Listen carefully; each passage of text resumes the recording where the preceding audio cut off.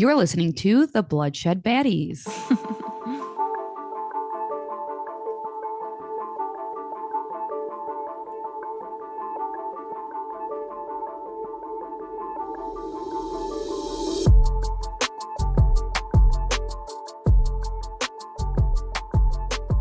Hi, I'm Lex. And I'm Sam. And we are the Bloodshed Baddies. Yeah, we are.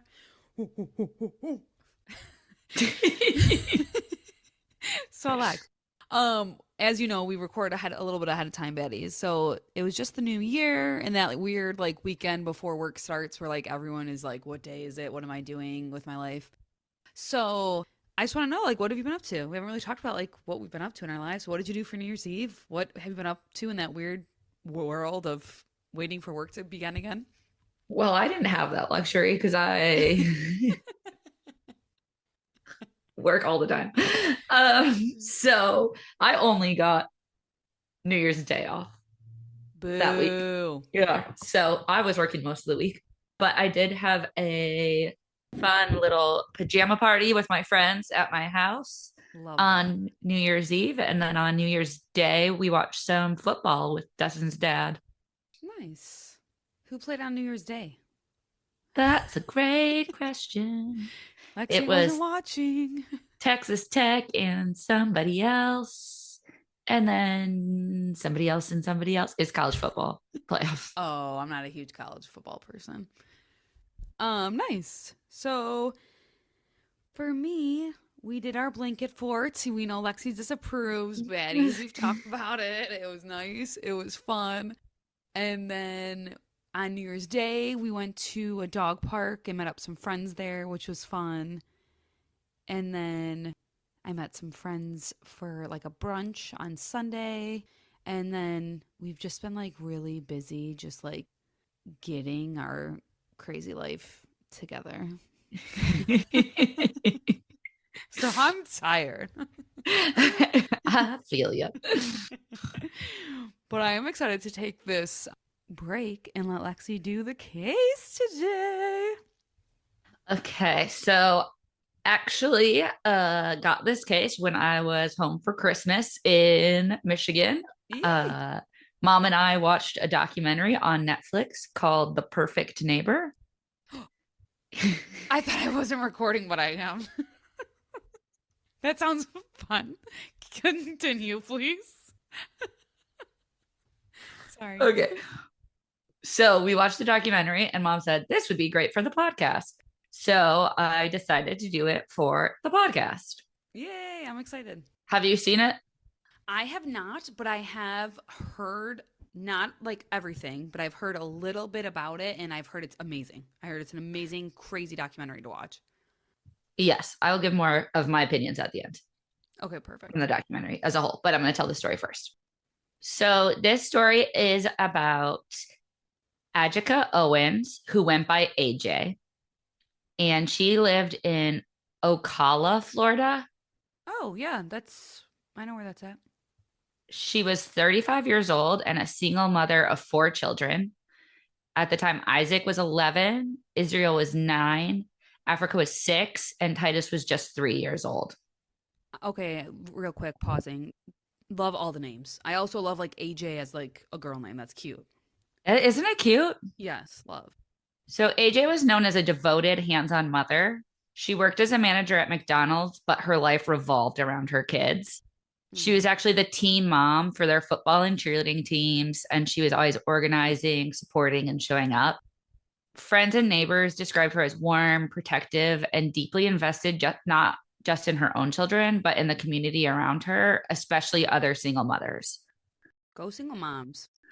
So she knew the struggle of being a single mom, so she would often support other single moms in the neighborhood. Which is amazing. And there needs to be some type of community involved, if you are a single mom. AJ lived in a neighborhood made up of rental apartments owned by a single landlord. I will say, although they're apartments, you see them in the documentary, they look more like duplexes. Okay. They look kind of like an individual house that's split into 2. Instead of an apartment building where there's multiple floors and people on top of each other. So it's almost like a condo? Yes. Yeah. Okay. It was a really family heavy community. There was tons of children who spent their days playing together. Football, hide and seek. You can see in the documentary kids doing cheerleading routines and dancing. And it's just like, just being kids.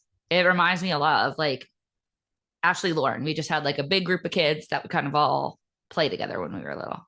Yeah, like every kid's dream. Directly across from AJ lived 60-year-old Susan Lawrence. I don't know how to say her last name. And honestly, I didn't want to even look it up. Who moved into the neighborhood in 2020. And almost immediately after she moved in, there was tension in the neighborhood. Oh, gosh. So she's like the negative Nancy. Yes. Beginning in January of 2021, Susan started calling the police again and again to complain about the neighborhood children. Over the next year and a half, she would make between 6 and 8 documented calls. Her complaints were consistent. The kids were too loud, too disruptive, disrespectful, and trespassing on her property. Okay. So the disrespectful is unfortunate. The only reason that should be called for is the trespassing, if that's even like legit. Kids are kids. They're going to be loud and have fun and run around. And that's part of living in a neighborhood. Well, here's a pretty important detail about the trespassing. Next to Susan's unit was an empty lot.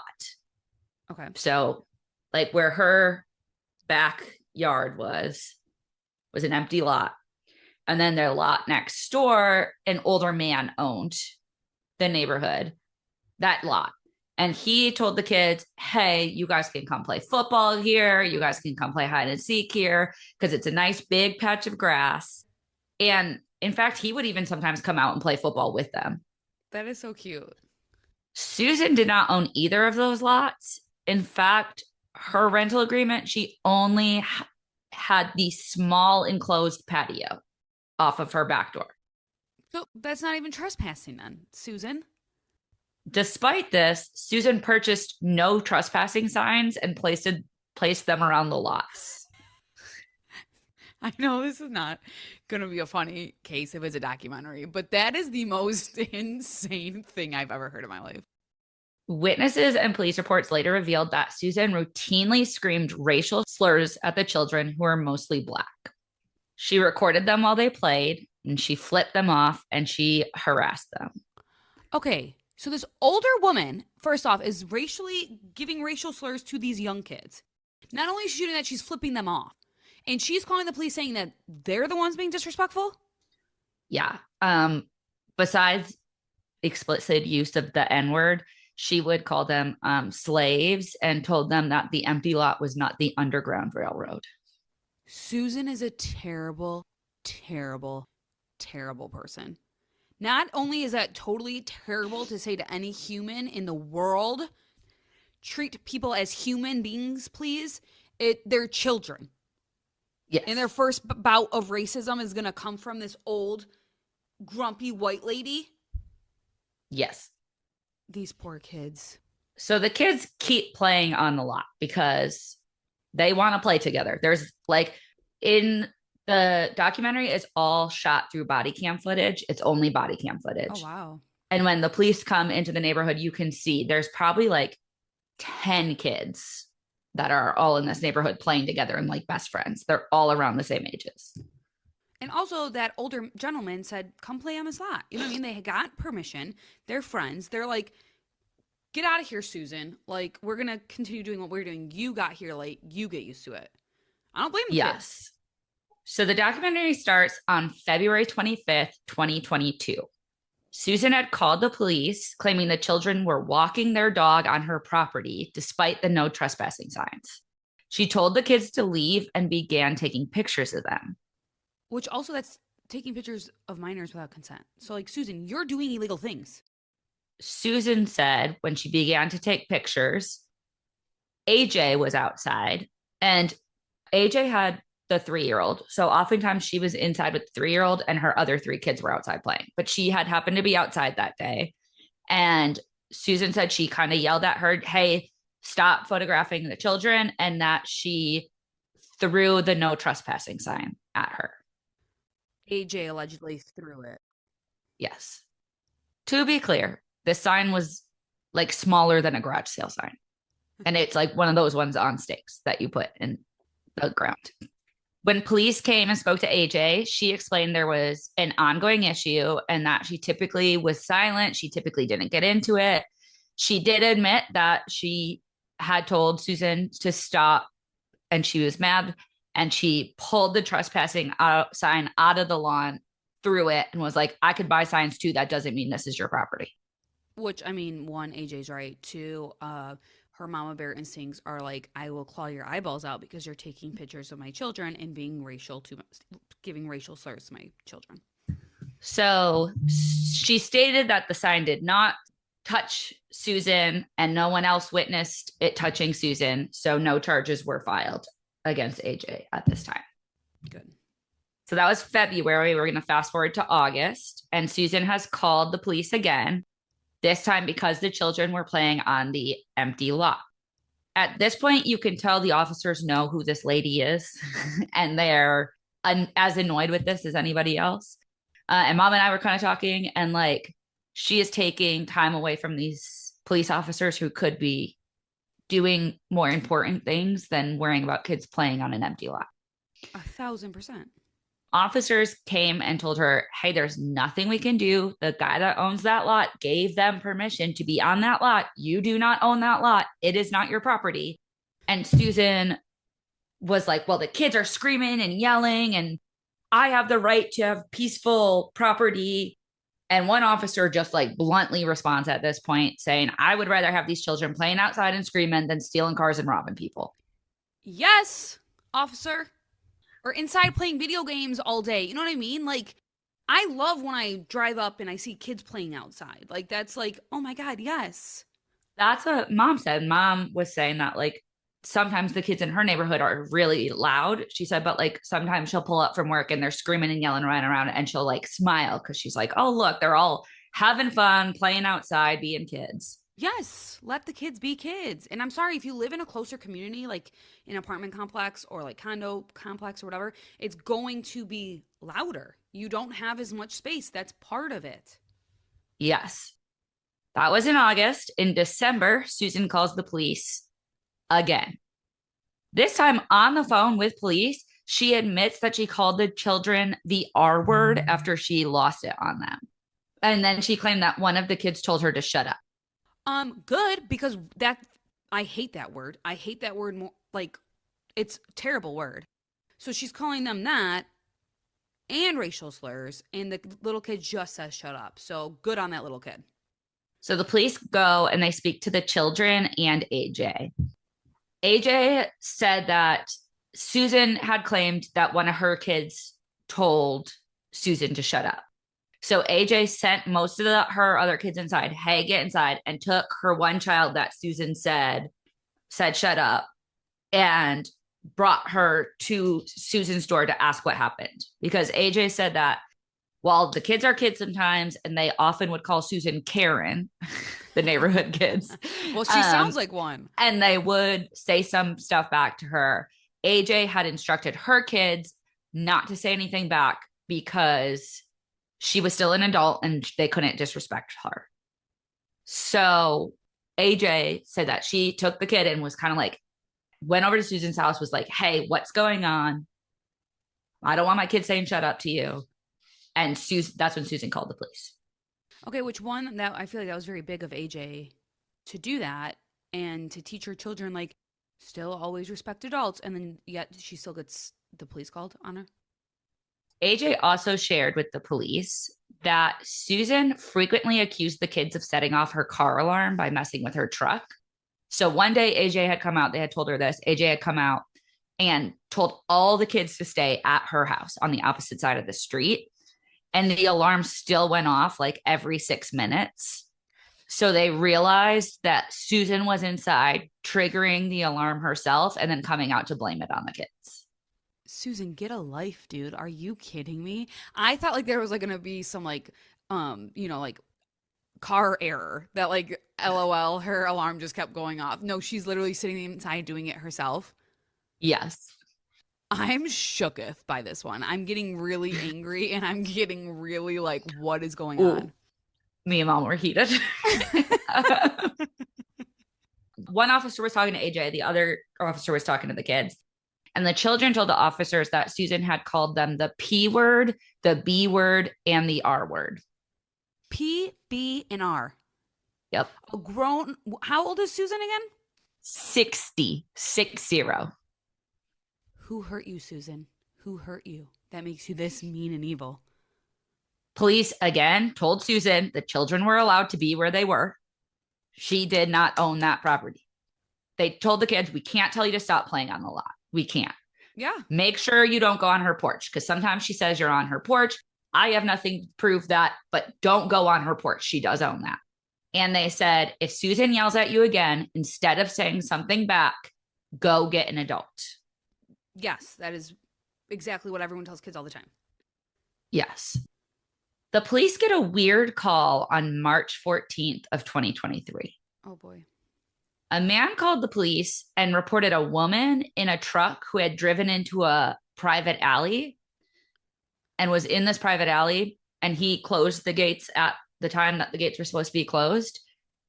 And she was still back there and got stuck and just started repeatedly ramming the gate with her vehicle, causing damage to this gate. So they come and they look up this car and it belongs to Susan. What? Why? Why is Susan in an alley ramming her car into a... No one knows. So the police go to her home and it's wild. They go and they like knock on the door and she doesn't answer. So they knock again. And she's like, wait a minute, like crazy sounding. And then they're like, this is the sheriff's office. And they ask her like where she's been. And she's like, I've been home all day. And they're like, did anybody else use your truck today? And she's like, no. And they were like, okay, well, we have to ask you some questions. And they read her Miranda rights and tell her like about the car and stuff. And she's like refusing to talk to them. She won't talk to them. And so then the police officer's like, okay, so then what's going to happen next is I'm going to have a picture lineup and the guy who saw you ramming his fence is going to come in and identify you. And then you'll be pulled in for questioning. And then all of a sudden she realized she was in serious trouble and she like wanted to talk. And she said that because she's been raped and beaten in the past, this triggered her and she panicked. So she just started ramming the gate. I'm silent because I'm just thinking in my head, baddies and Lex, that that's very terrible, right? If that happened to Susan, I am very sorry that happened to you. No one deserves that, Susan. But why are you in a back alley and why are you ramming your car into it? Mm-hmm. The guy, like, that when they show up at the police call, he's like, I don't even know how she got back here. It's a private alley. She's not supposed to be back here. There's signs that say you can't be back there. And he's like, but one other time this did happen. He's like, and a guy got stuck back here after I'd closed the gates because I didn't know he was back there. And he just called the number on the fence and I came and let him out. Yeah. And Susan rammed her truck and then somehow got out. Rammed her truck hard enough to get out. Yeah. And damaged the whole fence. This, like, that doesn't even make any sense to me. No. And it's not really super relevant to the story, but they did put it in the documentary. And I was like, oh, she's actually insane, I think. Because I think that's what that shows, Lex. Yes. Like, exactly what you said. Like, I'm sitting here so dumbfounded. I don't even know what to say to that. Yeah. It's just weird. It's just weird. I don't like it. I wouldn't want that person to be my neighbor.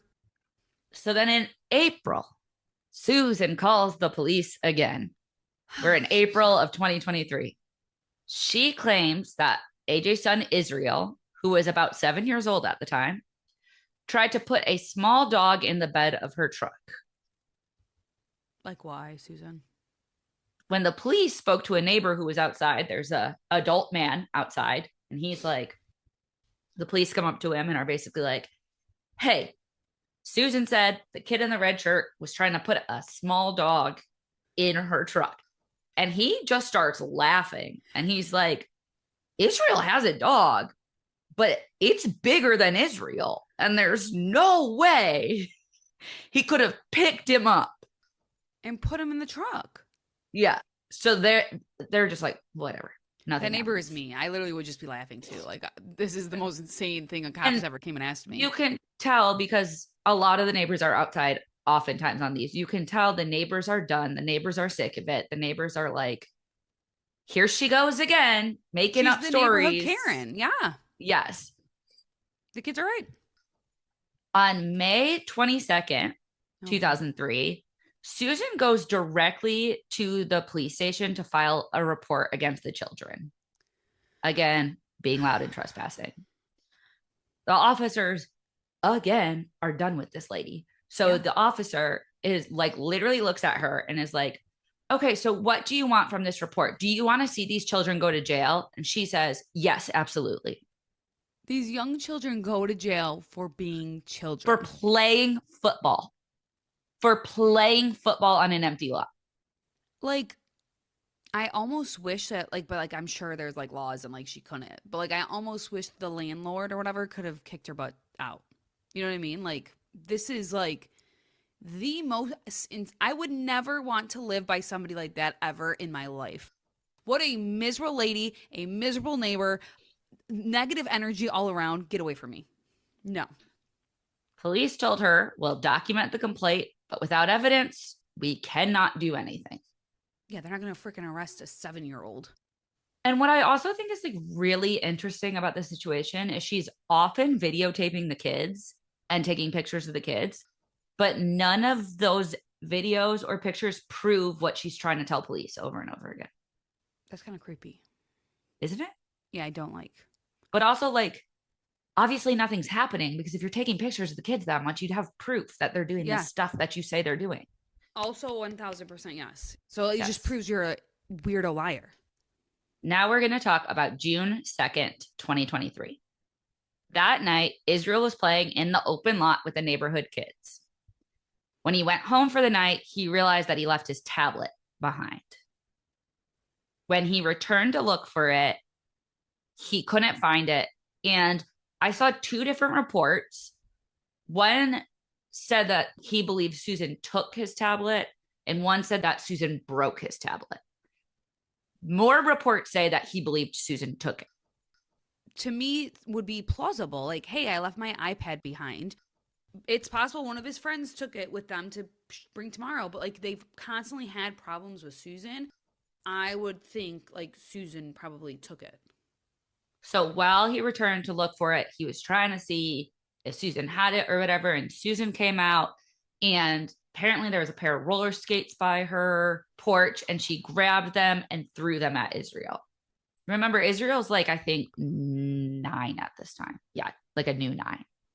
She grabbed a pair of roller skates and threw them at him? So Israel ran to go get his older brother and came back with Isaiah. So Isaiah came back, okay, let's get your iPad. And Susan came out with an umbrella and swung an umbrella at them. Okay, Britney Spears, what are you doing? So the boys did exactly what police had told them to do, and they went and got their mom. Good for them. Susan, at this point, had called 911, complaining that the children were trespassing, leaving toys, screaming, yelling, and being absolutely obnoxious.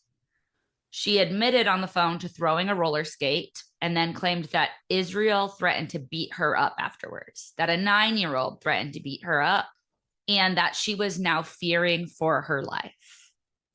She is the one being obnoxious. She is a terrible person. So police tell her, okay, stay inside your house, lock your doors, we're on our way. Isaiah and Israel went and got Ajike and said, Mom, Susan has my tablet. She threw his roller skate at me. She tried to hit me with an umbrella. AJ has had enough. So she walks over to Susan's home with Isaiah and Israel and knocks on the door. Susan fired a gun through the closed door, and the bullet struck AJ in the chest. 9-year-old Israel and 12-year-old Isaac witnessed the entire thing.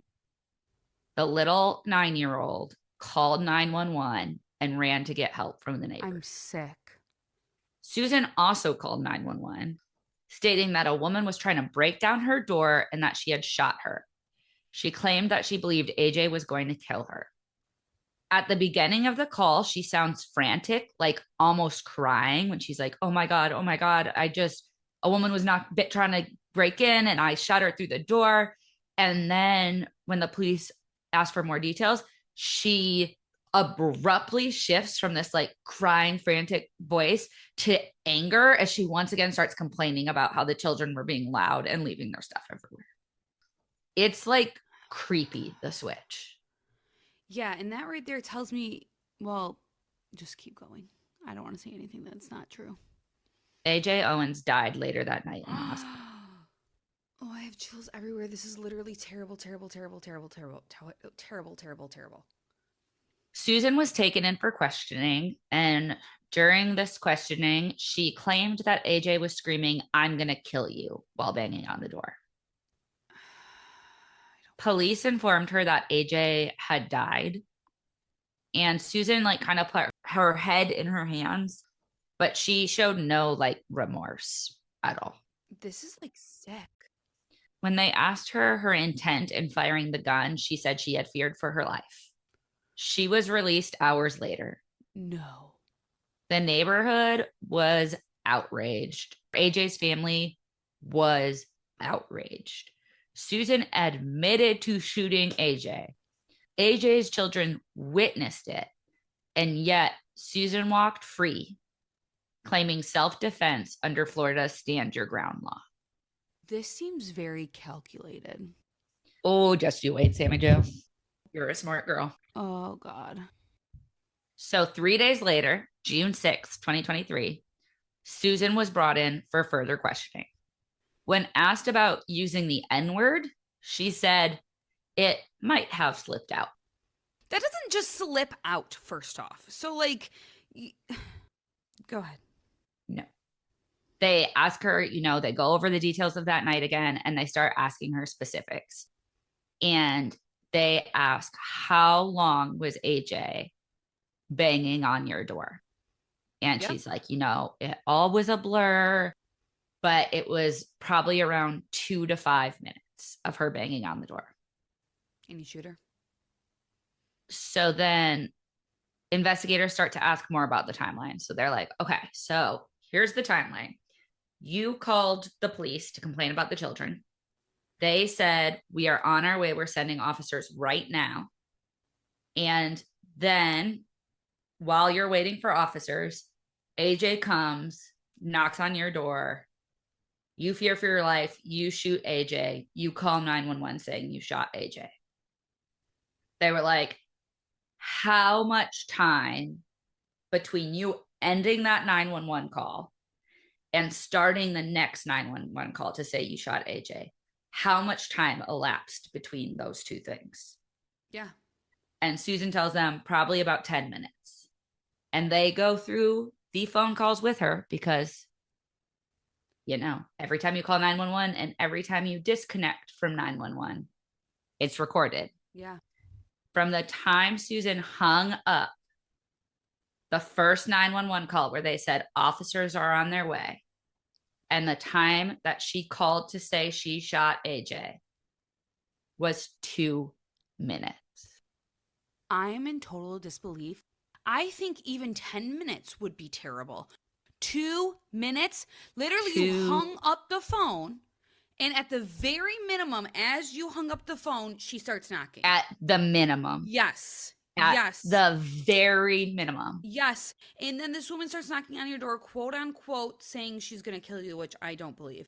And you have a gun in your hands already and you shoot her and then call when the you police. know police are on the way because you've already called them. And she's with 2 young children, and it's not like she broke into your house and the door opened. You know what I mean? There's so many factors to this that Well, and that's kind of what the police told her too, is how did you know what you were shooting at? The kids are out there. What if you had shot one of the kids? Yes. What if Isaiah was standing in front of the door and the mom was off to the side? Yeah. So then they ask her if she's ever researched stand your ground laws. And she's like, well, a long time ago, I saw a case about it. And they were like, you know what we found. You know why we're asking you this. You're a smart person. And she's like, no, no, no. I know what you're trying to say. You're trying to say that I researched stand your ground laws and planned for this to happen. And that's not true. That's not true. And they were like, but didn't you tell the kids when they said, I'm going to go get my mom? Didn't you say, yeah, go get your mom? And she was like, I don't remember saying that. But in her first interview, she said, the kid said, I'm going to go get your mom. And I said, yeah, go get your mom. Go get her. This was premeditated. It was premeditated. She had planned to make it look like self-defense. And this evil woman used the kids. Mm-hmm. This is a new kind of sick and twisted that makes me want to puke everywhere. So Susan is then arrested. Good. And this is wild to me. As if it's not already. She refuses. She's in the questioning room and they're like, okay, stand up. We're going to go process you. She refuses. She says, no, I'm not getting arrested. I'm not doing that. Okay. And they're like, no, you are though. How delusional do you have to be like, nope, and think it's going to work? Literally, that's what Mom and I were saying. She literally is sitting there like you're watching it because it's footage of the questioning room. And she's like, nope, that's not going to happen. Nope. And then they're like, it's happening. Like, we can do this the easy way where you like get up and walk, or we're going to do this like the hard way. So then she claims like she's feeling sick and she might be having a heart attack. And they know what she's doing. So the police officer's like, well, good thing we have medical staff. As soon as you get to the processing room, they'll check you out. There you flip and go. After there's 3 adult male police officers telling her like, we're about to make this really hard for you. And then finally she stands up. I don't know what I would do if I was the police officer. I would have been like, this is a joke. She's a joke. Not obviously what she did and all that is not a joke at all. That's so serious. But to sit there and be like, no. Yeah. So then during the time that she was being questioned, they left her with a pad of paper and said that she could write a letter to the kids because they were like, most people, like when this happens, it's hard to know that they took a life. Here's a pad of paper. You can write a letter to the kids. And basically she wrote, I'm going to vomit. I'm sorry for your loss. I never meant to kill your mother. I was terrified your mom was going to kill me. I shot out of fear. So like literally no empathy for these 4 children who were being raised by a single mother, and that mother is gone. The most selfish letter ever, because that's saying, oh, I'm fearful for my life. I'm fearful for my life. I'm fearful for my life. And if you really, truly did this in self-defense, like if you really, truly thought this woman was going to kill you and you shot and then you found out you killed this woman, wouldn't you just be so remorseful? You would feel like the worst, most terrible person because like you just said, she took a single mother away from her 4 children. Yes. In front of 2 of the children. Yes. Outside their home where their comfort and peace and you know what I mean? Like this is so twisted on so many levels. And then you selfishly write, oh, I was fearful for my life. You wouldn't write that to the kids if that was any way, shape, or form true. Exactly. It was a last-ditch effort to have on paper her self-defense. In August of 2024, Susan went to trial and she was convicted of manslaughter and sentenced to 25 years in prison. Good, but I wish she got life. I know she's 60, but... Yeah, I think she's basically life. Yeah. In November of 2025... Oh, gosh. That was recent. This bitch sent a handwritten letter saying that she was going to sue AJ's mother and her children for slander, libel, and defamation, and demanding more than $50,000. She has not actually done this yet. It was just in a handwritten letter. Because no lawyer is going to take your case on, first off. Second off, this again shows us 1,000,000% you premeditated this, because if this was a true for real accident, you would never do that. And of course they're slandering your racist old Karen butt. Are you kidding me? That's all I would do, is walk around and talk about how much of an evil witch you are, and that's what I'm gonna do. Yep. AJ's 4 children now live with their grandmother, Pamela Diaz, who is AJ's mother. And Pamela, this beautiful human, has since founded a nonprofit organization called Standing the Gap Fund, which is dedicated to supporting families impacted by gun violence and racial violence, and advocating for legislative reform, particularly around the stand your ground laws. Pamela, beautiful, because doing that in a situation that is so awful and rough, and like losing your daughter to gun violence and because of racist people in the world, I can't imagine. Yeah, and then having to raise 4 young children now who don't have a mother. And have so much trauma because their neighbor was terrible and killed their mother. Yeah, it's pretty horrible. The 2 boys blame themselves. No. The little boy says, like, if I never would have left my tablet, my mom would still be alive. And the older brother blames himself because he wasn't able to keep his mom alive with CPR. It's very horrible. I want to cry. Yes. I understand, but it's not your fault, boys, at all. I will say the documentary is wonderful. It's very well done. It is only done with police cam body footage, and it's only what is out there. You know, it's only exactly what happened. I will say I would give extreme caution while watching if you're sensitive to certain things. It does show, like, the minute the police talk to the young boys about what happened, it shows them near her body whilst they're trying to provide medics. It shows their dad coming, and it shows their dad telling the boys that their mom had died. And it is very hard to watch. It's very hard to watch. So I just want to give a warning. It is a super well done documentary. It kind of was just like, it was a lot for me, and I've thought about it a lot since. I'm glad I watched it, but at the same time, there's part of me that wishes that I would have just researched this case without watching it.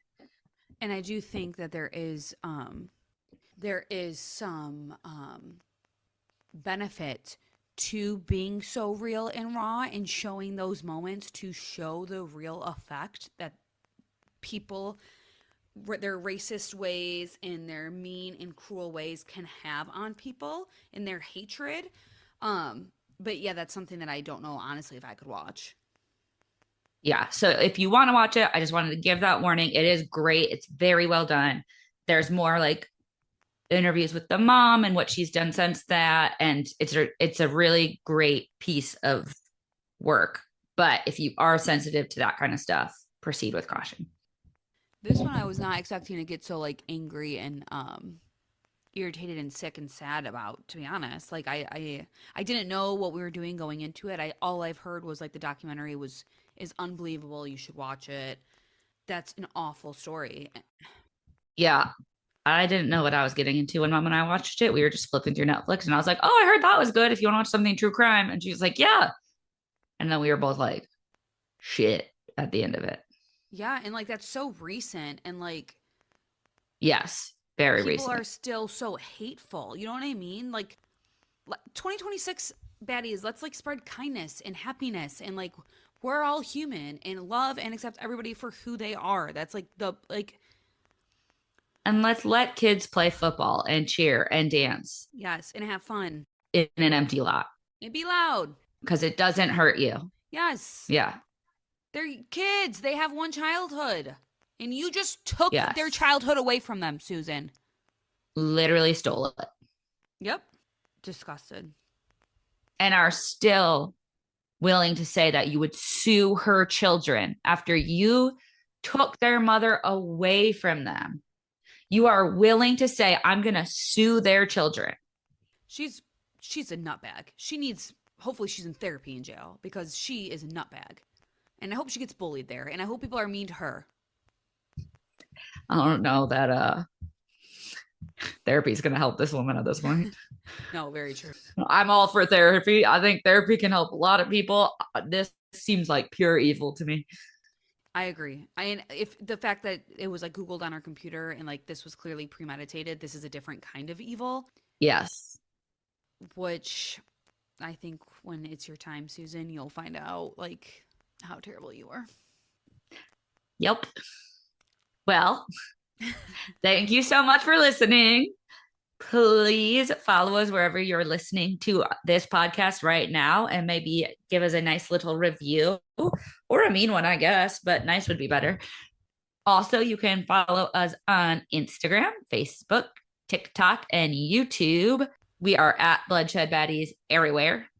You can also send us an email with a case suggestion or a story to bloodshedbaddies@gmail.com.